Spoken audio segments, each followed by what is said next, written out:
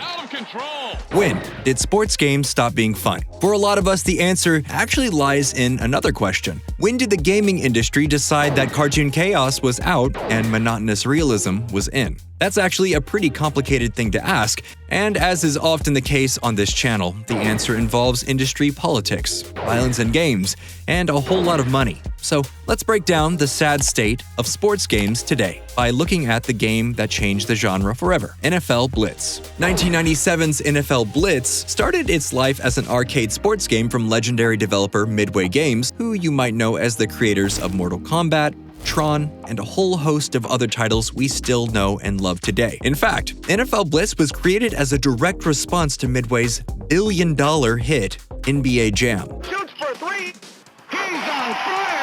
NBA Jam, for those who may not have played the iconic 1993 release, was essentially a Looney Tunes version of basketball that came out 3 years before Space Jam would grace movie theaters. But instead of Warner Brothers characters in the roster, it was licensed NBA teams and players. Like Space Jam, NBA Jam was heavily cartoonified. Watching a few seconds of gameplay is enough to understand that it wasn't a faithful recreation of the real-life sport, and it was never meant to be.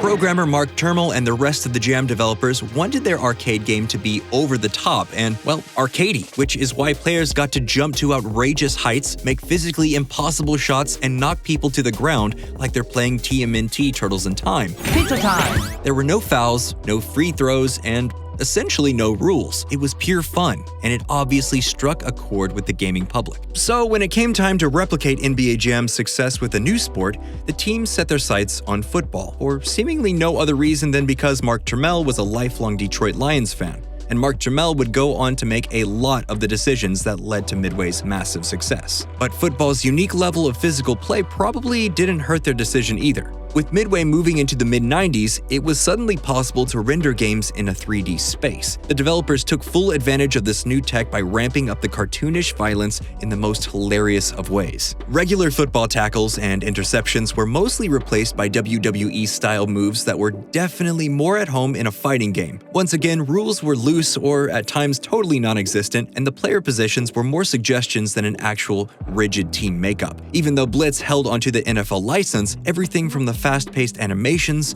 to the bowling pin-like sound effects told players that this game wasn't meant to be taken seriously. It, like NBA Jam, was pure fun that only somewhat resembled the sport it was based on. But not even NFL Blitz could escape controversy. The first signs of trouble showed up before it was even released. See, in order to keep that all-important NFL license, Midway had to keep the NFL executives happy, and they were not happy with what Mark Turmel and his team had come up with. In an interview with Den of Geek, Turmel had this to say: "We showed them the game, and they said, 'Can you excuse us for a moment?' We left them in the office alone.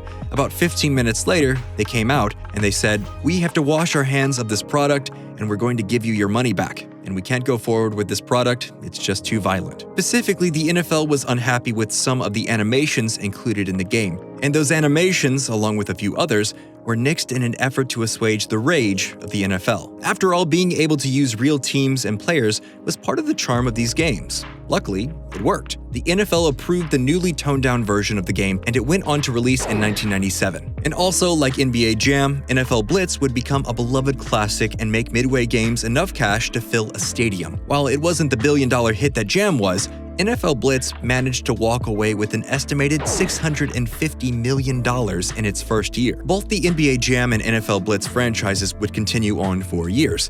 These pillars of the 90s and early 2000s excellence would create their own genre of sports games, one that fit the description of stupid fun to a T. But sadly, this era of goofy greatness was not long for this world. As at-home consoles and PC gaming became increasingly popular, arcades were dying out.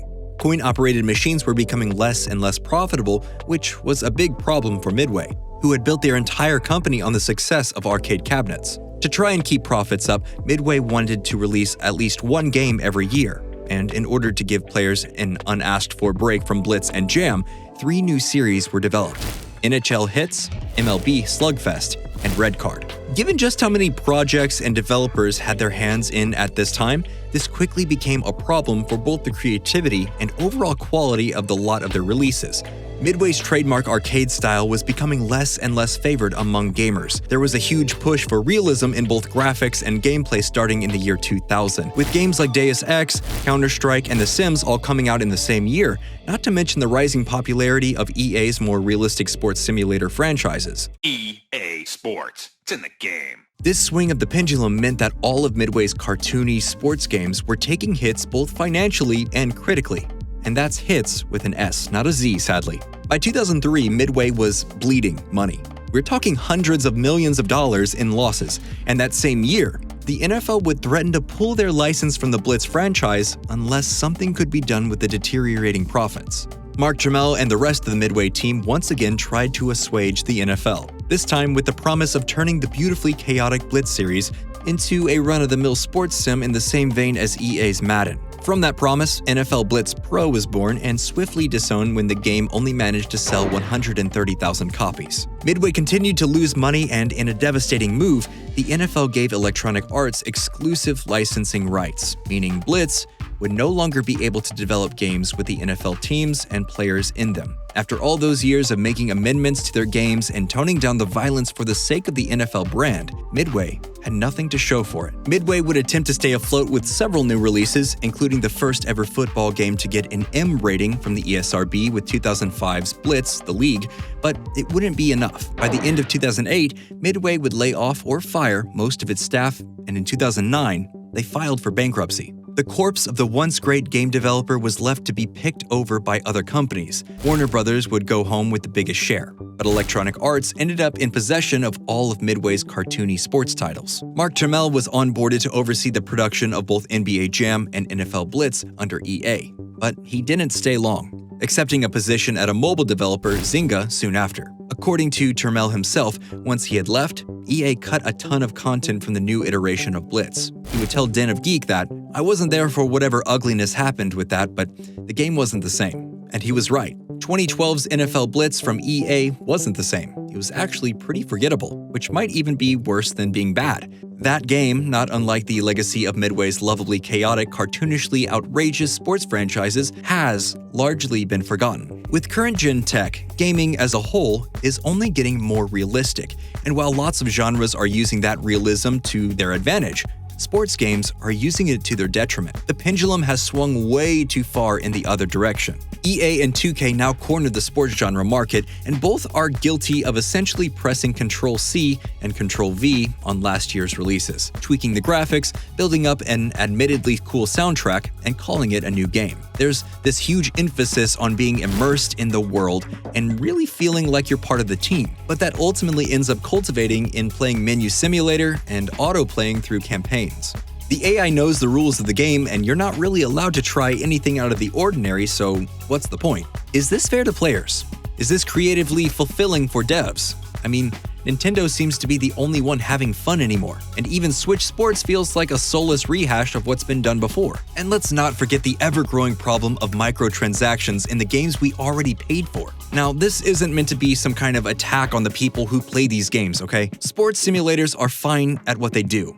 But that's kind of the point. They're just fine. There's no magic there, no creativity, no way to distinguish between titles other than a roster change and a new number on the cover art. And that's not to say that no fun sports games exist anymore either. They're out there. Hell, EA even owns some of them. But they're buried under a sea of ultra-realistic sports sims that get thrown out into the world on a yearly basis like they're on an assembly line or something. Tampa Bay down by 1. The magic of that first NFL Blitz game was that the Midway devs got to play with the new 3D technology and push their ideas in a fun and fresh direction. If we keep scooping up these yearly sports sim releases, there's never going to be a reason for big-name devs to push themselves the way Midway did to create something amazing. My personal hope is that as VR and AR starts to become more easily accessible, we'll see another rise in these inventive, experimental sports titles. We're already seeing the beginning stages. Now, we just have to wait around and see what sticks. And, actually play the damn things. And that's all we got time for today. Thanks so much for watching Nerdstalgic Gaming. If you're still here, leave a like, subscribe, and let us know in the comments. What's your favorite Midway sports game? See you on the next one.